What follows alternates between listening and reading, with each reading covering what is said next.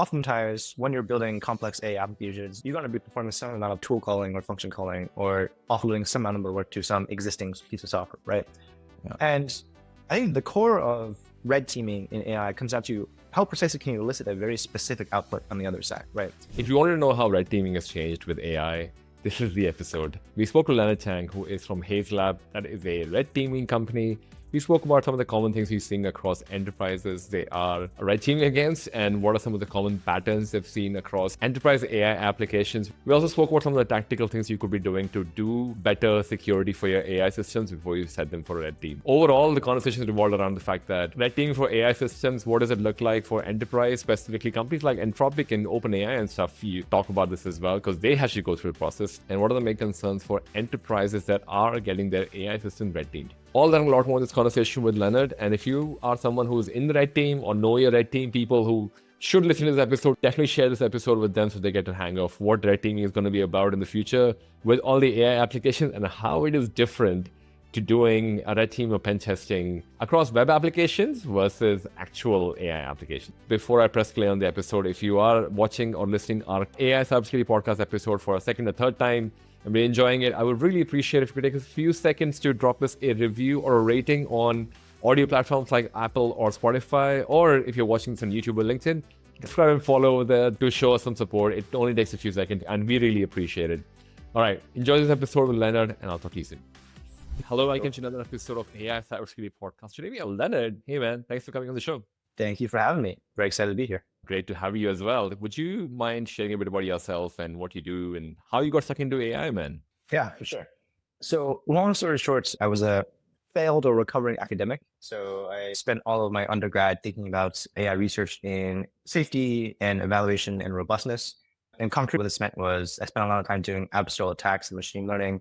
I spent a lot of time studying the unfaithfulness of reasoning and language models. I spent a lot of time thinking about ways in which they were really brittle in ways that humans would never be. And so I was geared up primarily to be an academic, was going to go start a PhD in the fall. But yeah, one thing led to another. I was doing a lot of red teaming work on LLMs, and we ended up starting this company, Haize Labs, which I am the co-founder and CEO of. Back at this point in January 2024, we ended up working with a lot of the great frontier labs like OpenAI and Anthropic and AI21 and others on red teaming their language models before they were released into the wild. And that's where we got our start as a company. And we've built this really great technology mandate around how do we rigorously test and service all the bugs and vulnerabilities in AI systems before they get released to the wild. By the way, I'm going to plug your mullet. I love the whole mullet thing you hair that you've got going on. Definitely make me envious of you. So people who would watch this episode should definitely check out his mullet. That's part of the Haize style. There's at least half our team has this haircut at this point. Oh, really? Just a long mullet at the back. That's right. So you call yourself a failed academic, but you got it stuck into red teaming LLMs. I guess maybe to set some context, obviously you mentioned companies like OpenAI and Cloud and everything as well. I was going to say, how would you describe red teaming? Is your focus primarily for LLM providers, or are you doing it or are you looking into this for the general public as well? Because I imagine their use cases are very different to what, say, I don't know, any enterprise out there would be. So we started off as a company focusing solely on the LLM providers, but soon we realized that one, there's only so many LLM providers you can work with. But two, there's actually like a much richer set of problems around domain-specific, use case-specific, application-specific risks. And so these days, we're very much targeted to testing AI at the application layer. I think this is a wide open greenfield space to move into, given that nobody actually really knows what it means to be risk-free, quote unquote, in their specific domain. And a lot of our work these days is, of course, helping test with respect to some sort of risk mandate, but also just helping the customer come to some conclusion around what their safety posture should be, what are the behaviors they should test for, what is like the always set of rules and never set of rules that their AI application should follow. But yeah, long short of it is we're focused very much on AI applications these days. And actually, if you remember, Ashish, in our last episode with Joseph, we talked about Haize and some of the things that it was doing. And so if you can reference that, if you remember. Yeah, actually for context as well, because last episode we were talking to Joseph Hattaka, online in Rezo, and he's been obviously doing bug bounty for the AI application side of red teaming, and I think to what you're saying as well. And I'm sure people would go back to the episode, but it's really worthwhile clarifying. When people think about red teaming in general, they have, okay, I'm on a mission, I have a goal, I go after with everything that I have. Essentially, that's how people describe red teaming. Would that be any different to how you describe it for AI applications, or is it application is what you're focusing on? It just happens to have AI capability? Ultimate like philosophy of red teaming? Are you asking, are we like adversary emulation or what Yeah, I is think the? maybe just to clarify the difference as well, because I think so. The way we had the conversation last week was more around, hey, most enterprise are building applications, which are obviously have been there for a long time, whether it's legacy application, modern API applications. Now they have AI capability, and a lot of the conversation we had was focusing more on, oh, these applications still have application security vulnerability, like your SQL injection Yeah, of the world. for And sure. as a bug bounty hunter, he is focusing on identifying what these are, but obviously with the fact that now this has a chatbot attached. So what's the thing with prompt injection that I can do over there? Now that was Yeah. that context and how he described the bug bounty world. How do you describe that same in the red team world? We're very much interested in quote unquote traditional security problems, and we're very much interested in quote unquote AI security problems, which are prompt injections, system prompt leakage, jailbreaks, this sort of thing. But I would say where Haize really shines and where we focus most of our time on is assuring the quality of the response of the model, the quality of the response of the AI application, right? So it's mostly based around what is the text or like what is the actual artifact that is generated from the application. And that's what we spend a lot of time trying to measure and probe for and test for. And we are quote unquote called a red teaming company. But I would say the more apt way to describe Haize fundamentally is as a like QA/functional testing company. I think that's a better description of what we do. And a lot of people use us for teaming, and that's fine. Our broader mission is a little bit wider in scope. Can you expand that a bit more? And what would be an example of something like, and I guess, is that what you're seeing with customers? Do you want functional testing? Do you have an example in mind so it helps clarify the difference? I'll frame this in two categories, right? So when we go and talk to customers, certain sets of customers have the ability and have already articulated quote unquote like an AI code of conduct, right? So that again, that's a set of behaviors that they always want their AI system to abide by or never follow, right?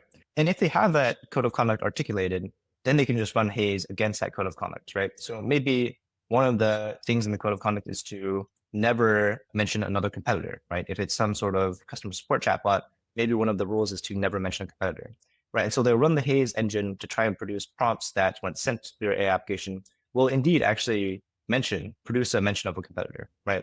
So that's one way customers end up using Haize in a red teaming sense. However, from a more functional testing perspective, there are also a broad swath of customers that fall into a separate category, which is they actually don't have the ability to articulate what it is they care about yet, right? So they are domain experts, they are subject matter experts, and they can tell you if a response looks good or looks bad.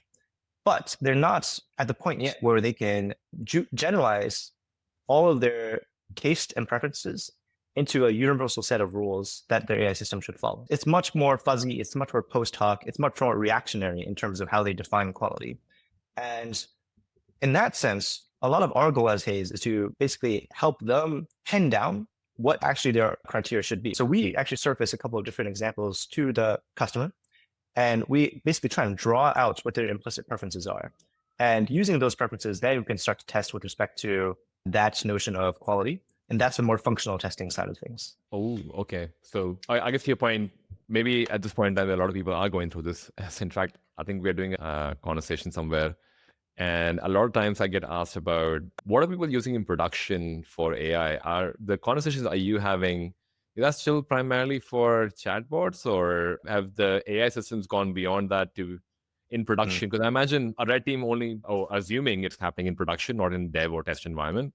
What kind of examples of AI applications are you seeing that are getting red teamed on your side? I would say we get on a pull from, people that are building customer facing applications. So yes, this means chatbots.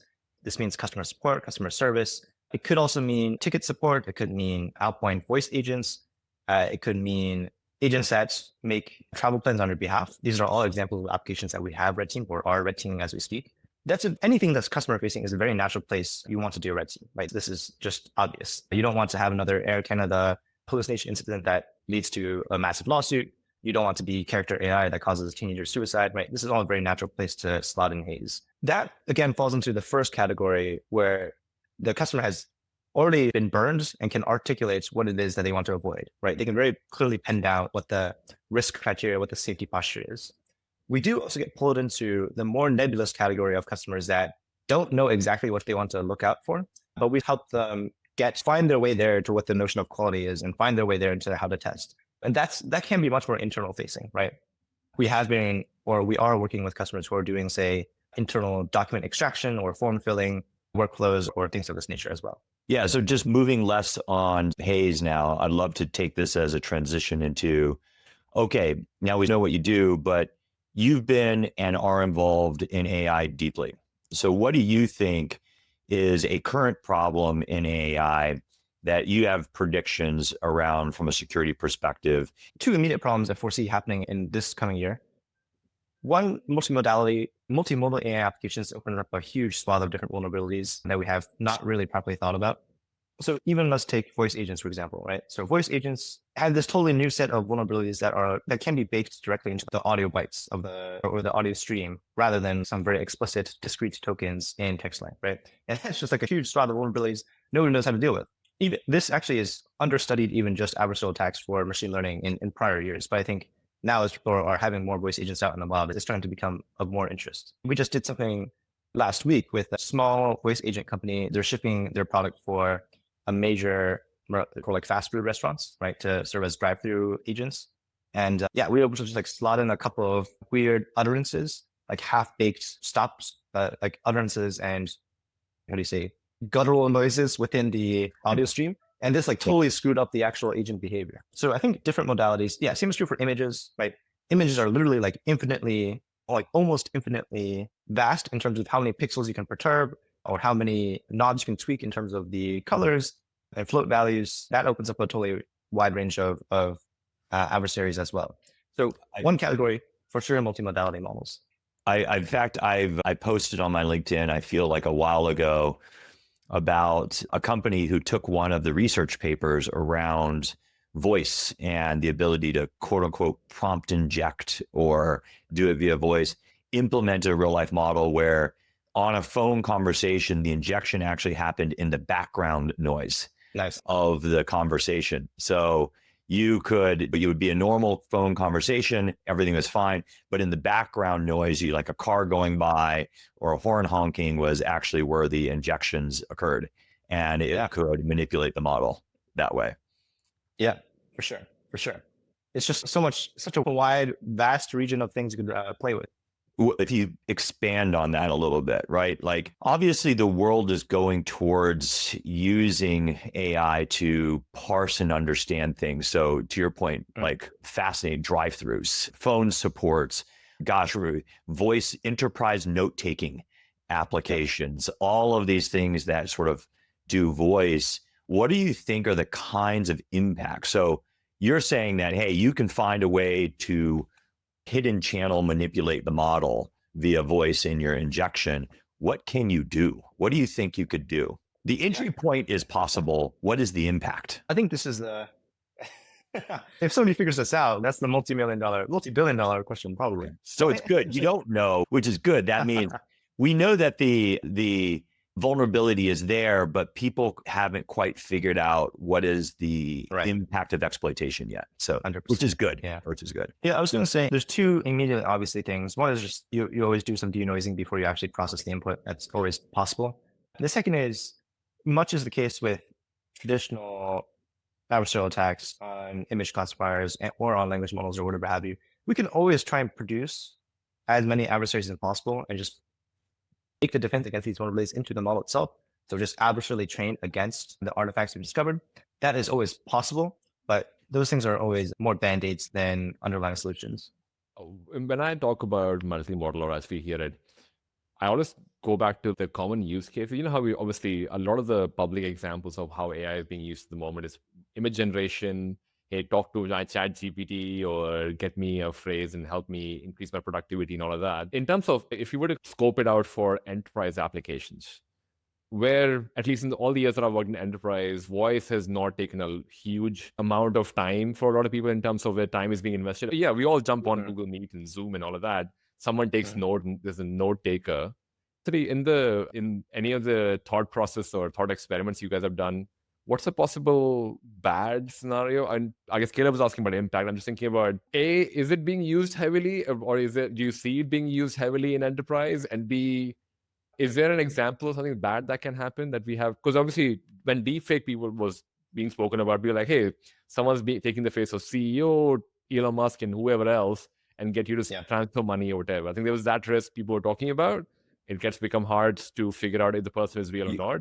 One other thing is, I think that in this age, especially early in technology, I feel like we can find the vulnerabilities. Like we know that this is going to be impactful.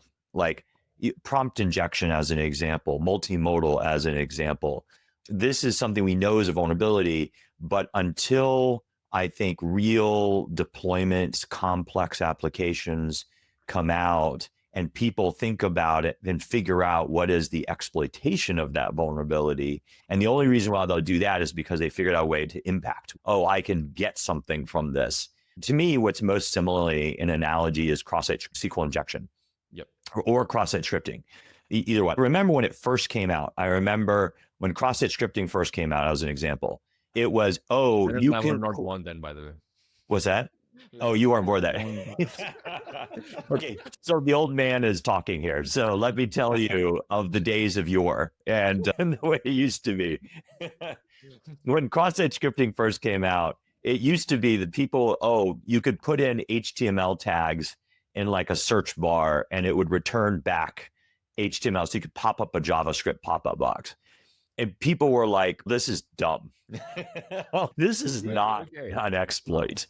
Wow. And then what you learned is over time, people started figuring out, if I include that HTML in a link and someone clicks the link, then it takes their session, you can get something.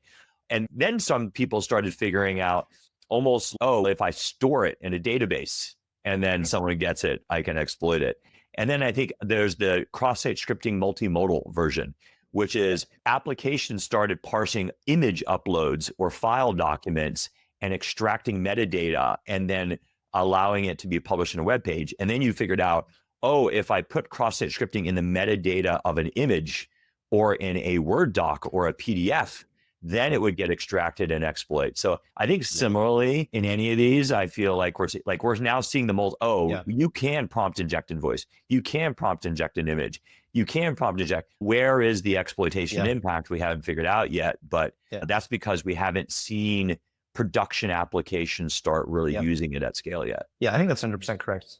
I would say there's like the obvious first order, almost like compliance issues or like SLA issues that arise from just the differences or undesired differences in the output of the application itself. And that's where Haize gets a lot of pull from, right? We work with Global 2000, Fortune 500 banks, for example, and they care a lot about just adhering to whatever regulations exist in their industry. But that's just like a first order thing, right? Let's make sure that the output of whatever agent we're testing adheres to this set of guidelines. One of your cool things that you were mentioning, Leonard, was about, hey, multimodal vulnerabilities is something that you still feel is pretty untouched. And there are some cool examples of that in voice. What else do you consider to be multimodal, maybe most people won't think about? We think a lot about what the second order impacts of adversaries are, right? This is not strictly multimodal, but oftentimes when you're building complex AI applications, you're going to be performing some amount of tool calling or function calling or offloading some amount of work to some existing piece of software, right? Yeah. And I think the core of red teaming in AI comes down to how precisely can you elicit a very specific output on the other side, right? So if you're only able to elicit some string that is like vaguely similar to your target, then it's maybe not that useful. But if you can very precisely elicit the arguments to a function or a very specific piece of Python code or whatever have you, that's extremely powerful. And so back to your point about cross-site scripting, when it started was this party trick, but eventually became like very powerful because you could very precisely control the output.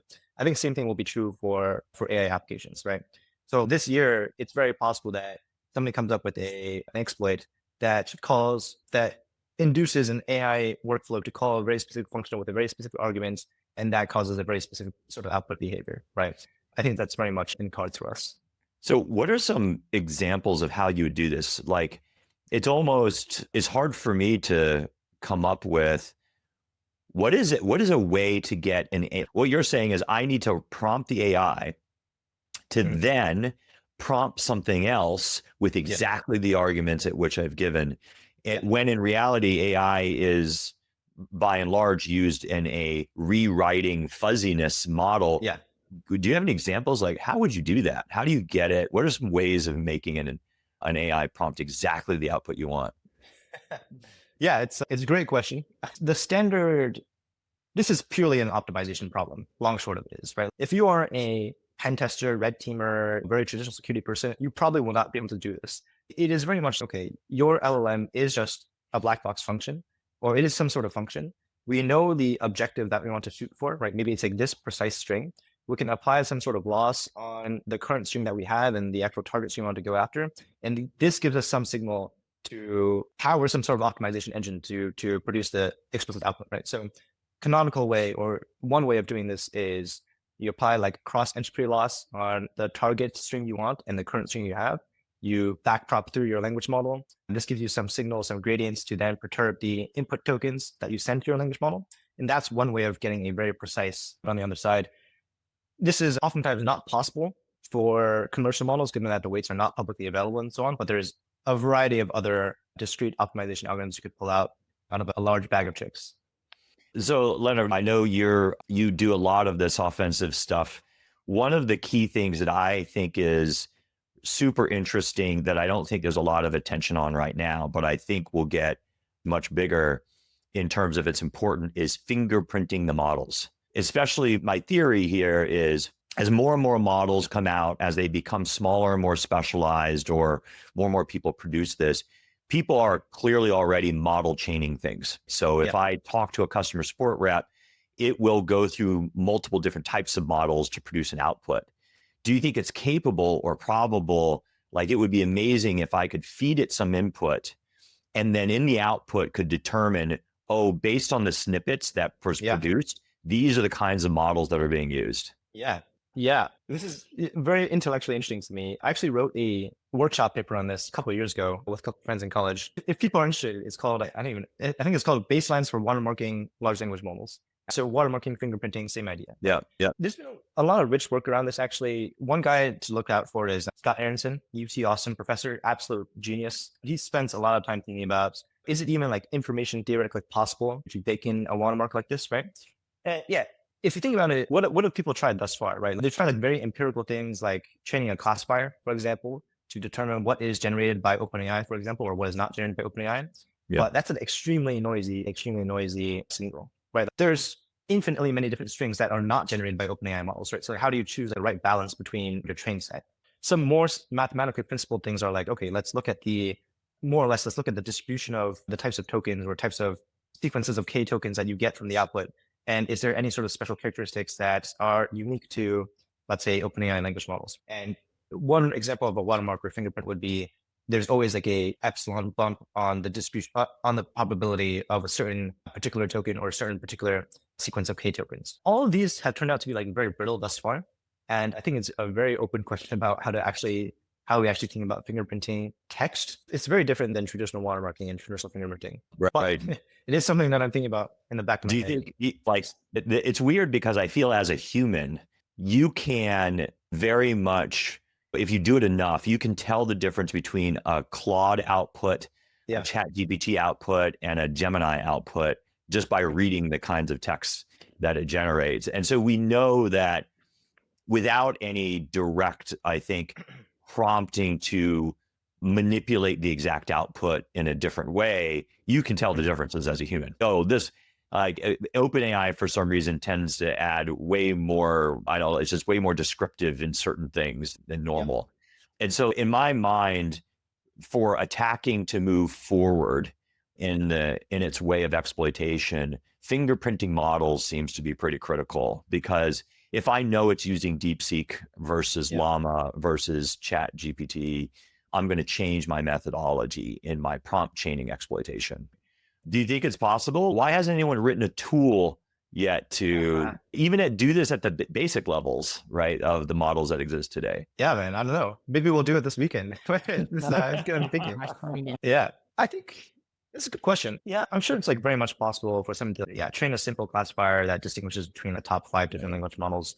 Um, it wouldn't be, it would definitely not be 100% kosher, but like it would do reasonably well for it to be useful for people. I do one immediate complication is that the underlying weights, of course, are changing, and weights are changing. Systems around the weights are changing from the frontier labs. Sometimes they're doing prompt caching, sometimes they're doing prompt sharing, or I should say, sometimes they're doing prefix caching, prefix sharing. They're routing things in different ways. It's possible that the system prompt itself is also changing depending on what context and what time and what sort of information people are pulling in or the frontier labs are pulling in. It's possible there's just too much variation on any given basis, but who knows? Yeah. Who knows? All right. What's Leonard, what's something that you think is a problem that exists today with enterprises that you are running into that is clearly a big problem that no one has an answer for yet? Caleb, you mentioned signature based or fingerprint based. I'm curious, considering we've had gone through a similar journey in our traditional application world where, you know how initially all the antiviruses, now I sound old now, all the antiviruses used to have signatures that people should look out for, virus signatures and all of that. And later on, we realize, hey, it's not the signature, it's more the behavior of how an identity is behaving or how applications behaving. Like, I feel like at this point today, all the EDR, MDR solutions are focused a lot more on, hey, it's the behavior that's more important. Are we better off in the context that AI is a lot more faster, and obviously to what Leonard is saying as well, tomorrow OpenAI may change the signature completely and we would not have any control on it. But what we do have control over is knowing, hey, Ashish would always log in at 9 a.m. in the morning. The first thing he opens is Outlook or Gmail. And then he starts Googling for what is XSS or whatever. Everything. Yeah. So to your point, Ashish, is, hey, fingerprinting models is not about looking at a single text response, but about probing the model in the way that it behaves. And by doing so, that is how you can, because to your point, text can change in any style. Yeah. The system prompt could be, hey, I want you to speak like a surfer dude. And it's going to be hard to have, but if the behavior of the model is maybe something you could fingerprint. Yeah. And because even it could be multi-language as well. We're just talking English because we're talking obviously multiple languages covered these days. Yeah. And actually, I have a fantastic way to fingerprint. So Leonard, this is for when we code it. You ready? Okay. Speaking, Ashish, to your point, is I think you can fingerprint models based on their safety barriers and boundaries. Yeah. If I say, build me a bomb, give me a description of how to build a bomb, the way at which models respond are very different, right? Around Grok will just tell you. That's right. Claude will basically immediately know. And you can do subtleties. For example, draw me a photo of a bullet actually gets eradicated in certain models, but in some models won't. And there's subtleties around sort of these safety barriers that they put in. To your point, Ashish, I think you can fingerprint them based on the models of how they reject you on your safafety controls. That's the attack path as well, because if you can get a model, so if a model safety measure doesn't account for the fact that if you're, hey, I'm not a terrorist, I'm just doing it for a home project, please tell me how to build a bomb, and it just tells you how to build a bomb. Yeah, that's right. Which is actually, Leonard, you do this all the time against models, right? Yeah, that's correct. That's correct. Imagine this conversation is going to be after this by the US government, but I'm going to stay away from the bomb conversation. But yeah, the bigger question is, how does that work against smaller, more specific models, right? Like when I think of fingerprinting, I think of Hugging Face models and these things that are much smaller. They may not have any safety things, or they're very focused on just music generation or something along those, how to fingerprint those too. Yeah. I guess maybe on the defense side as well, to your point about the behavior could also be important from as a blue team person trying to figure out, like we had a conversation with Adrian Ludwig a couple of weeks ago where we were talking about identity. And a few weeks before that as well, we've been talking about how identity is becoming that important thing in the world of, if we don't even know if Ashish's credentials are being used by an AI agent versus a AI model versus a application. Out of curiosity, Leonard, and this kind of is a good segue into what Caleb was asking, in terms of what you've seen at enterprises, and I'll let you finish your question that you were asking before, unless you wanted to add something else, Caleb. I don't know. Yeah. So I guess in terms of what you're seeing at security, or what you're seeing as security issues or vulnerabilities across enterprise that you're getting to explore and find out what's happening in that world. At least from what we've seen in enterprise, And I will caveat this by saying the enterprises we work with are in this specific region of their AI SDLC, which is they're just about to ship something into production and they need some sort of test on it, right? And what they're most concerned about is just protecting their reputation and their brand and some fuzzy notion of what's who will come after me, who will get fired if my AI misbehaves, right? And that is again primarily a question around can you trust that the output of the AI application adheres to some set of behaviors and policies, right? And of course, there's auxiliary things like, okay, I don't want my system prompts to be leaked. I don't want sensitive data to be sent to the customer. I don't want, for example, arbitrary code execution through my chatbot. But primarily, I would say it's the first order. It's almost thinking about what can you trust an intern to say, right? Let's say you guys hired an intern and then you sent him off to RSA or something, right? Like the question that you have in mind is like, how can I trust that my intern is going to represent my company well enough in that context? And that's, I would say, the number one priority that a lot of enterprises have right now. And are they check for safety, Arika? To Caleb's point about the safety barrier for AI application being put out, are they using the popular LLM providers, or are you seeing a mix of the Hugging Face open source models versus a huge amount of, just the proprietary LLM providers, if you know, the top 3 that we talk about? And B, are they building their own in terms of variations of it, which is where the safety measure goes down rather than being raised, it goes down? That's right. Yeah, so I'll say first, in terms of safety, a lot of enterprises don't really care too much about the generic safety policies. Right? Those things are more or less. No, I'm just kidding. I'm like, enterprise level, we believe in safety. Yeah, so a lot of the baseline generic safety challenges are already tackled by the frontier labs, right? What enterprises care about is, again, like very domain-specific notions of safety. And it's great. Like, what is compliance for my industry? What are regulations in my industry? And again, back to this notion of an AI code of conduct, right? And they care very deeply about this, right? This is the risk team, this is compliance team, this is MRM, this is trust and safety. That's where their heads are at. Coming for security teams, that's where their heads are at 24/7 with AI.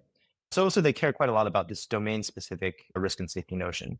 In terms of what models they're using, we haven't seen so many open weight models, open source models. I would say it's very much concentrated in the large frontier labs. Although enterprises are both building a lot of scaffolding around those models, as well as procuring solutions that have a lot of scaffolding around the models too. Yeah, it's not directly just like a system prompt and like instruction template for a model. It's a little bit more complicated than this. All right. And have you had a situation, and you don't have to name any companies, I guess, but in some of the things you've discovered, I'm curious because a lot of conversations that I've had around applications being built for AI or with AI in enterprise, a lot of them seem to be hosted in cloud providers. A lot of them seem to be either, hey, I'm a SaaS first, so I just have a application that is already ready. It has a pipeline, everything.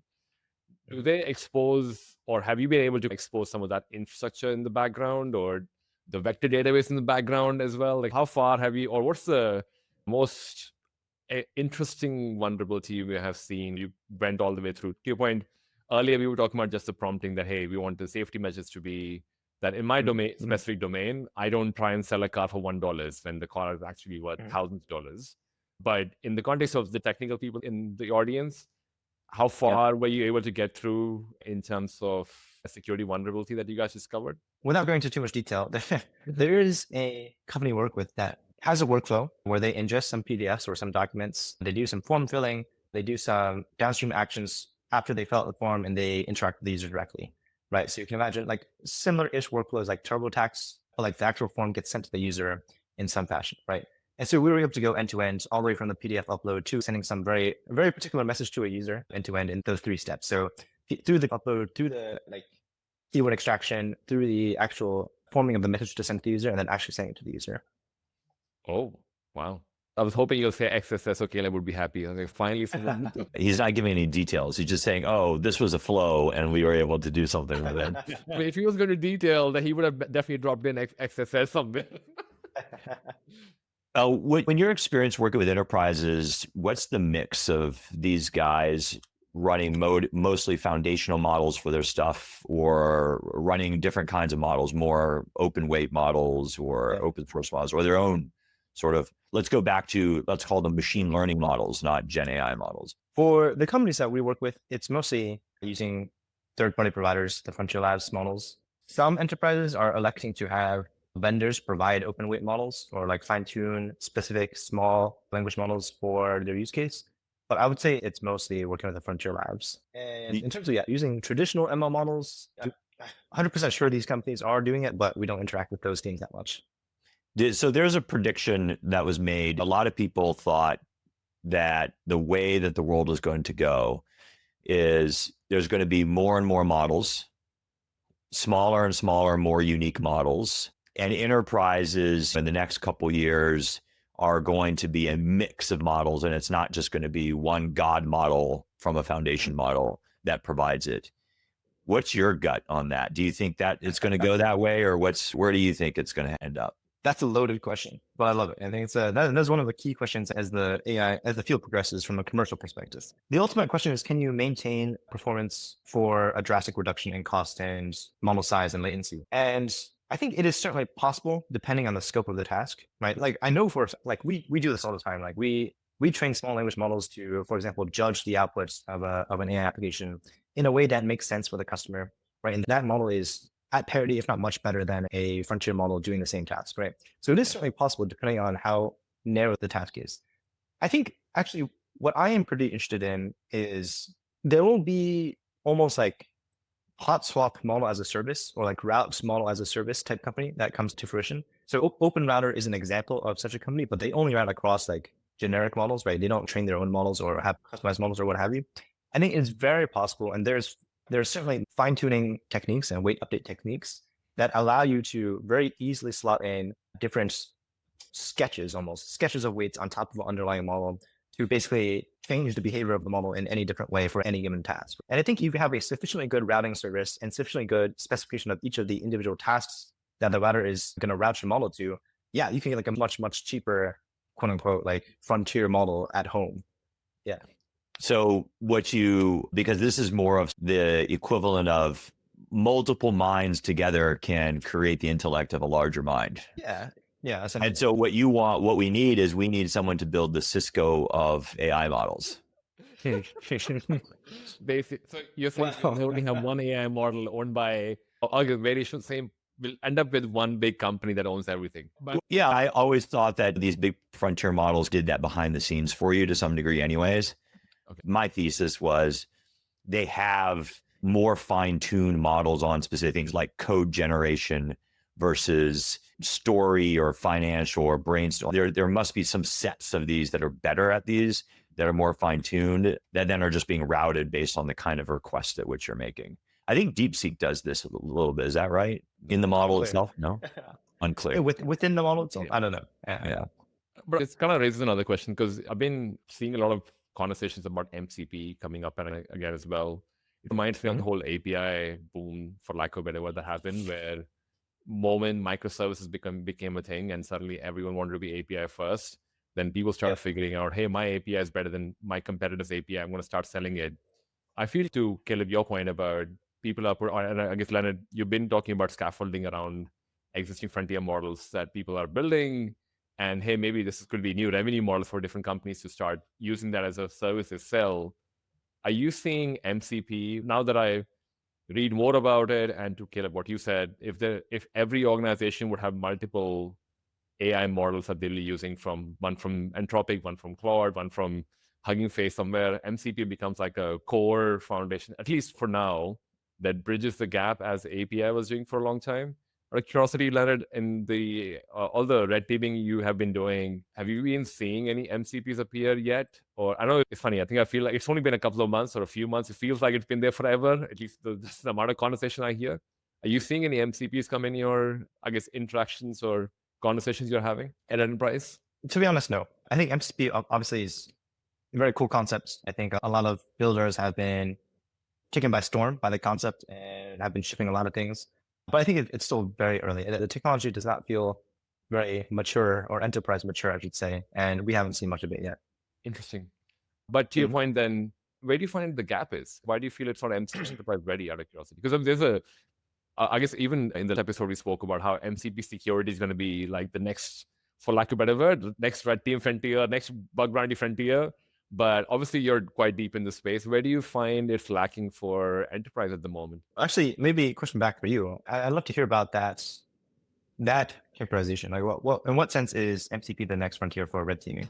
I think the way they described is the example that I was talking about earlier is where people came from, where if most enterprises that are building applications are plugging or some kind of an AI model in there, and tomorrow, which is going to happen with cloud, where, hey, initially I was just Amazon, now I have Amazon, Microsoft, Google, but then I have regulatory standards to say, hey, you should be able to swap between models without any problem because bank needs to continue working. We need to continue printing money.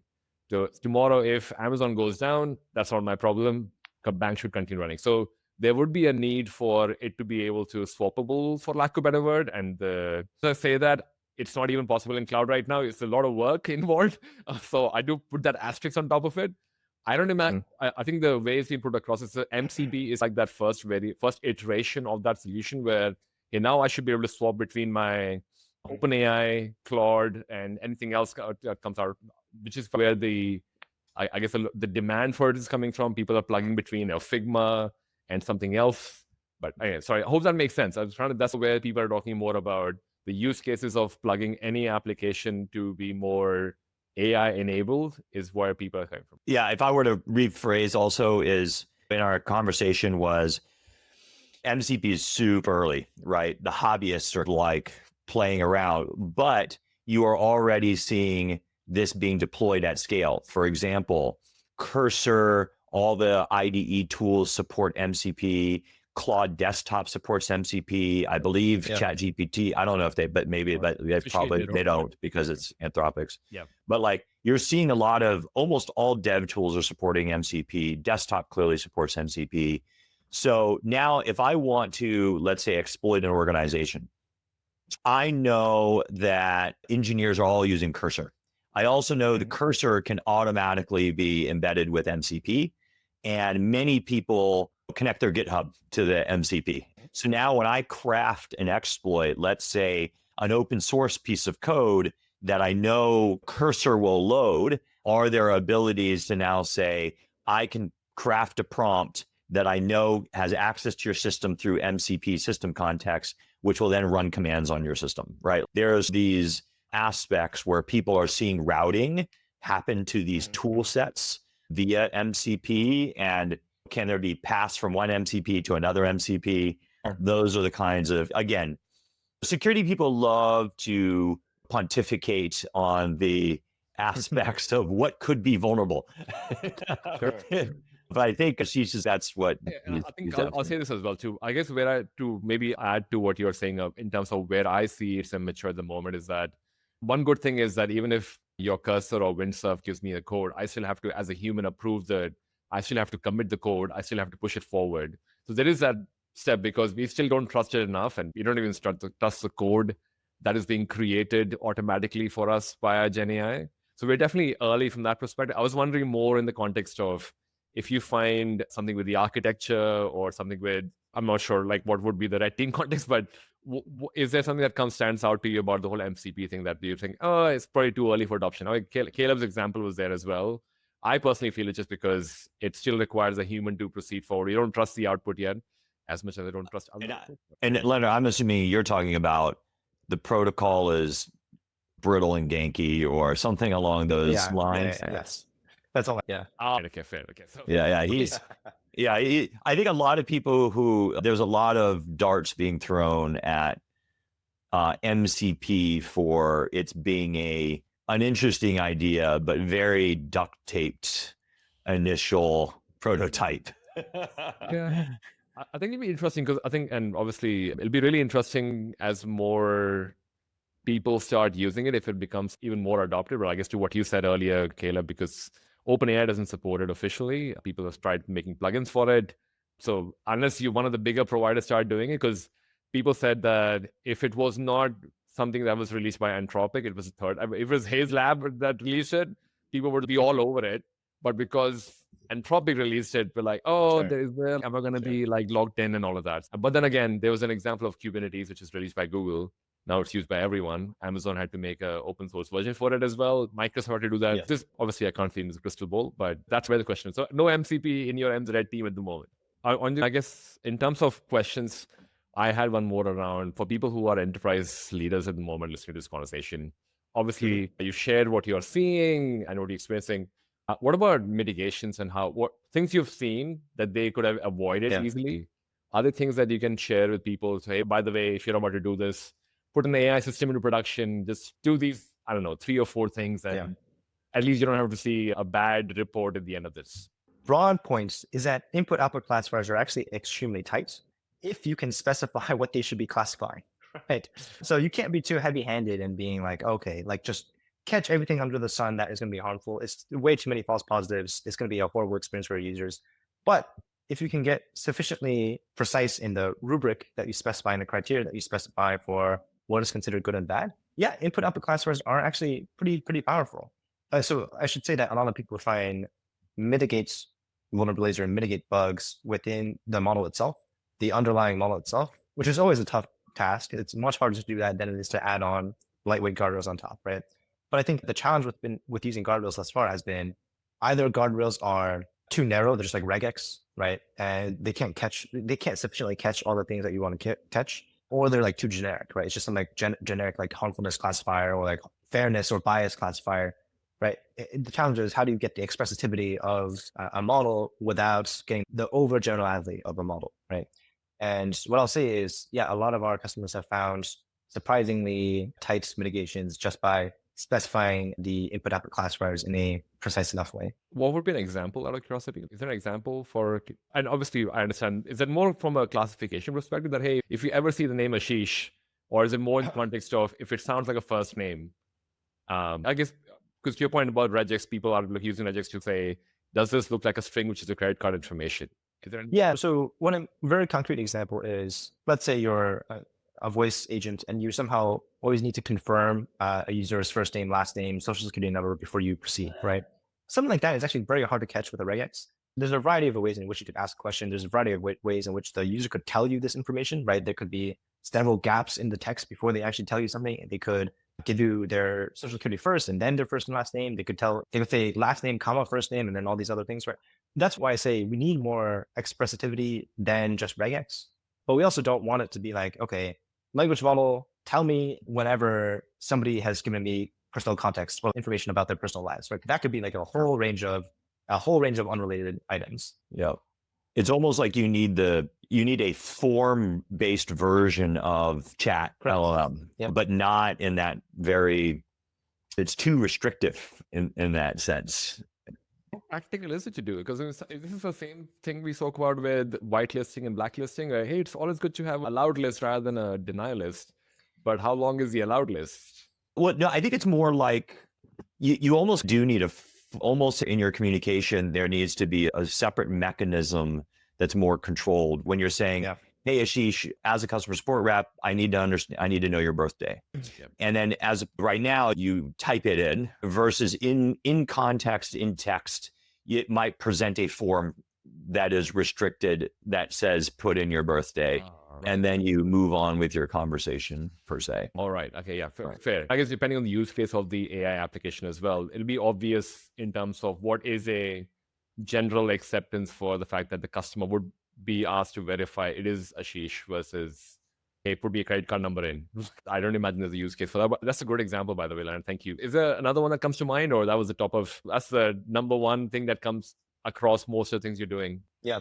I think, again, it is very specific to each customer, right? It comes down to what is exactly their use case? What are the risks they care about? Yep. I would say like a lot of what I spend my time thinking about is how do you communicate in the same semantic medium as the language model, right? It's easy for us to give instructions to a human and know that they will follow this to a reasonable degree, but language models, just because they speak in English, like ostensibly speak in the same language as us, don't exactly think about things in the same way as us, right? And so there's it's just, honestly, it comes down to a huge fan out of different prompts and rubrics that we send to the model and you see how that actually changes the behavior of the language model downstream.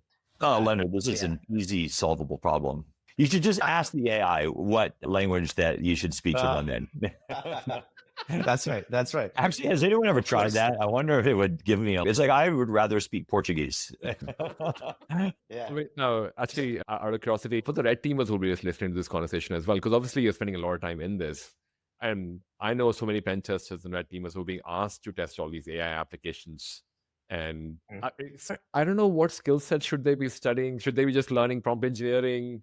Obviously, you're deep in this, and you have to understand. To your point about learn how the AI talk in their language, so they understand and basically do what you want them to do. Thing, which was very different in the traditional web app world, where it was all about fuzzing and hey, how can I do access to what Caleb was saying earlier, or SQL injection.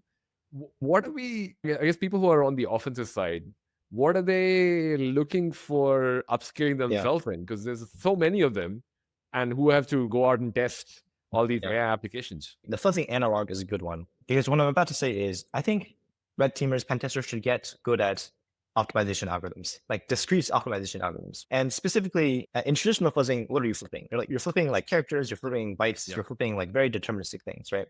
The analog in AI, or at least in LLMs, is we are making perturbations to the strings for some notion of perturbation, right? We could flip characters, we could flip tokens, we could flip words. That's okay. I think a better framework for this is what is a semantically equivalent flip that I can make to this underlying string that looks different but is talking about the same idea, right? And that sort of atomic edit is very ill-defined. But if you have a notion of what the right atomic edit is, then you can just throw any existing fuzzing algorithm, or like more specifically discrete optimization algorithm, using that as the core underlying update. Yeah, I think it comes down to, I think all the core ideas are the same in optimization and in fuzzing as they are in LLM red teaming, but the fuzziness of both the input and output makes it a much more challenging problem. So there's no wiki I can go and read and hopefully become an expert in Java, as most people do these days. You have 2 weeks to red team this. People just go on a Java blog and figure out what's the vulnerability CVE that I can look for. There's none of that shit over here, for lack of a better word. Actually, yeah, there is no good. I was going to say there is actually no good centralized resource for a lot of these things. We might think about actually just putting together like a nice, awesome LLM red teaming GitHub repository or something. Yeah, if folks are interested, we can definitely compile something and send it out as part of the show notes. Leonard, this has been amazing, man. Thank you so much for sharing all that info. But where can people find you and connect with you and learn more about what you're up to, why you're recovering academic stories and everything else, and how to get an awesome mullet hairstyle as you have? I don't know about the mullet. I don't know if it's a universally generalizable style.